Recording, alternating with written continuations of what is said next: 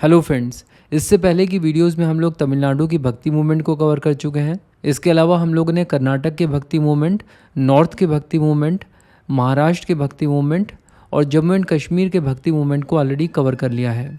और आज की इस वीडियो में हम लोग बात करने वाले हैं आसाम के भक्ति मूवमेंट को, जिसको लीड कर रहे थे शंकर देव। शंकर देव का टाइम पीरियड है 1449 से लेकर 1568 तक। और इससे पहले कि हम लोग इनकी लाइफ के बारे में जानें, हमें पता होना चाहिए कि ये भारत के किस रीजन को बिलोंग करते थे। तो आप यहाँ पर मैप में भारत के नॉर्थ ईस्ट में दो रीजन्स को देख सकते हैं, अहोम रीजन और कामता रीजन। कामता रीजन को ही कामरूप के नाम से भी जाना जाता है। और शंकर देव जिस रीजन को बिलोंग करते थे वो रीजन था अहोम। और शंकर देव के समय में अहोम किंगडम के रूलर हुआ करते थे शुहुंगमुंग, जिन्होंने यहाँ पर 1497 एडी से लेकर 1539 एडी तक रूल किया। और ऐसा माना जाता है कि शुहुंगमुंग अहोम किंगडम के सबसे ग्रेटेस्ट रूलर हुआ करते थे। अब यहाँ पर सिचुएशन ये है कि अहोम रीजन में वज्रयान सेक्ट को मानने वाले जो बुद्धिस्ट लोग थे और जो ब्राह्मण लोग थे, उन्हें शंकर देव की फिलॉसफी और उनके विचारों से बहुत ज़्यादा प्रॉब्लम थी। और इसी के चलते इन लोगों में आपस में बहुत ज़्यादा कॉन्फ्लिक्ट्स थे। और ऐसा कहा जाता है कि इन लोगों ने शुहुंगमुंग को भी इस बात के लिए भड़काया कि शंकर देव उनके खिलाफ एक मास मूवमेंट की तैयारी कर रहे हैं। इसी के चलते उन्हें शुहुंगमुंग के सामने भी पेश किया गया था। बट शंकर देव जी ने इस कॉन्फ्लिक्ट को रिजॉल्व करने के लिए एक कॉन्फ्रेंस को अरेंज किया। उन्होंने सभी धर्मों के ज्ञानियों को यहाँ पर बुलाया और उनके साथ डिबेट की। और फाइनली इस कॉन्फ्रेंस का आउटकम ये हुआ कि सभी को शंकर देव की बातों से एग्री करना पड़ा। लेकिन ऑब्वियस सी बात है कि वो यहाँ पर शंकर देव जी की आइडियोलॉजी से एग्री तो कर रहे थे, लेकिन उनके दिल में ज़रूर कहीं ना कहीं कुछ मलाल था, जिसका रिएक्शन हमें इसी वीडियो में आगे देखने को मिलेगा। बट इस कॉन्फ्रेंस के आउटकम से शुहुंगमुंग शंकर देव की आइडियोलॉजी से बहुत ज़्यादा इम्प्रेस हुए और उन्होंने वैष्णव धर्म को अपना लिया और अपना नाम बदलकर स्वर्ग नारायण कर लिया। और इसका परिणाम ये हुआ कि अहोम रीजन में बहुत सारे लोग हिंदू धर्म को अपनाने लगे।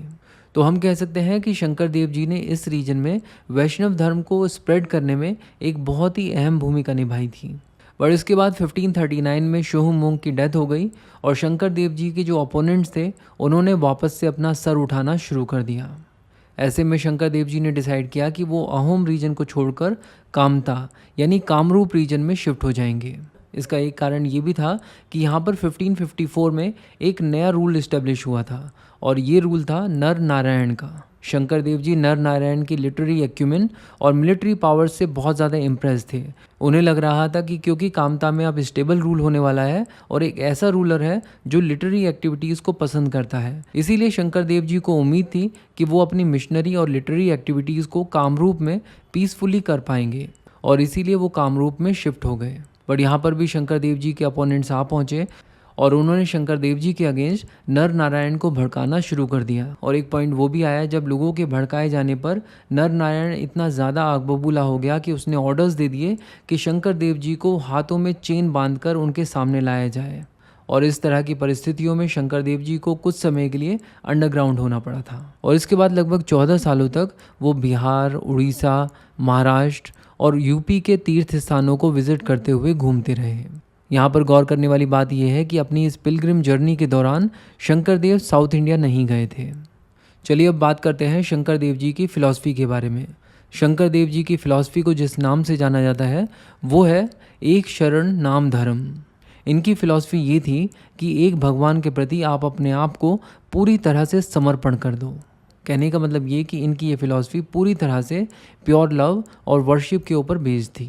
और यहाँ पर जिस भगवान के प्रति इन्होंने अपने आप को पूरी तरह से समर्पण कर दिया था वो भगवान थे श्री कृष्ण। और वो इसलिए क्योंकि शंकर देव जी एक वैष्णव भक्ति सेंट थे और इन्होंने एक शरण नाम धर्म से एसोसिएटेड कई सारे इंस्टीट्यूशन सेंटर्स और मोनेस्ट्रीज़ भी बनाई थी। इन इंस्टीट्यूशन सेंटर्स और मोनेस्ट्रीज़ को सत्राज कहा जाता था और इन सत्राज के दरवाजे हर किसी के लिए खुले हुए थे, चाहे वो हिंदू हो, मुस्लिम हो, लो कास्ट हो, अपर कास्ट हो या फिर आउट कास्ट हो। और यहाँ पर एक इंटरेस्टिंग बात यह है कि इन्हीं सत्राज के अंदर शंकर देव जी ने सत्रिया डांस को इंट्रोड्यूस किया था और ये सत्रिया डांस वैष्णविज्म को प्रोपोगेट करने में एक बहुत ही पावरफुल मीडियम साबित हुआ था। तो ये तो बात हो गई इनकी फ़िलॉसफ़ी की। चलिए अब बात करते हैं इनके लिटरेरी वर्क्स की। तो यहाँ पर सबसे पहले हमें ये समझने की ज़रूरत है कि एक इंसान अपनी लाइफ टाइम में जो भी लिटरेरी वर्क्स प्रोड्यूस करता है वो इस चीज़ के ऊपर डिसाइड होता है कि एक इंसान के पास कौन कौन सी स्किल्स हैं। और अगर हम लोग शंकर देव जी की स्किल्स के बारे में बात करें तो क्योंकि ये एक भक्ति सेंट थे तो ऑब्वियस सी बात है कि ये एक पोइट तो थे ही। इसके अलावा ये एक सोशल रिलीजियस रिफॉर्मर भी थे, स्कॉलर थे, पेंटर थे, प्ले राइट यानी ये ड्रामाज भी लिखते थे और उन ड्रामों को ये डायरेक्ट भी करते थे और उनमें एक्ट भी करते थे। और एक इस तरह का इंसान जो इतनी सारी चीज़ों में निपुण हो, ऐसे इंसान को कहा जाता है पॉलीमैथ। तो इस अंडरस्टैंडिंग के साथ चलिए अब इनके लिटरेरी वर्क्स को समझते हैं। और इनका सबसे इम्पॉर्टेंट लिटरेरी वर्क था कीर्तन घोष। शंकर देव जी की मेजर कंपोजिशंस इसी ग्रंथ में आप देख सकते हैं। और शंकर देव जी ने कीर्तन घोष को जिस लैंग्वेज में लिखा था वो लैंग्वेज थी ब्रज वाली। इसे बेसिकली आप मैथिली और असमीज़ लैंग्वेज के मिक्सचर के रूप में देख सकते हैं। तो कीर्तन घोष तो ऑब्वियसली इनकी एक मेजर कंपोजिशन थी ही थी। इसके अलावा भी इन्होंने कुछ और बुक्स भी लिखी थी, जैसे हरिशंकर उपज्ञान। हरिशंकर उपज्ञान को इन्होंने अपने स्कूल डेज में लिखा था। और इसके अलावा एक और पॉपुलर बुक इन्होंने लिखी थी जिसका नाम है भक्ति रत्नाकर। इस बुक को इन्होंने संस्कृत में लिखा था। और यहाँ पर आपको ये भी पता होना चाहिए कि शंकर देव जी की टीचिंग्स को भगवती धर्म कहा जाता है। तो ये तो बात हो गई शंकर देव जी की। शंकर देव जी के बाद आसाम के भक्ति मूवमेंट को और आगे बढ़ाया माधव देव ने। माधव देव का टाइम पीरियड है 1489 से लेकर 1596 तक। और शंकर देव जी ने खुद इन्हें अपना नॉमिनी चुना था। इनकी लाइफ का एक मेजर कंट्रीब्यूशन ये है कि इन्होंने टेम्पल्स को ड्रामा स्कूल्स की तरह इस्टेब्लिश किया था, जहाँ पर ड्रामा और थिएटर्स की ट्रेनिंग भी दी जाती थी और परफॉर्मेंस भी होती थी। और अगर बात की जाए इनकी फ़िलॉसफी की तो इन्होंने कोई अलग से फ़िलॉसफी नहीं दी थी, ये शंकर देव जी की ही फ़िलॉसफी को फॉलो करते थे। और इन्होंने भी कई सारे लिटरेरी वर्क्स प्रोड्यूस किए हैं जिसमें दो मेजर हैं। पहला है नाम घोष और दूसरा है भक्त रत्नावली।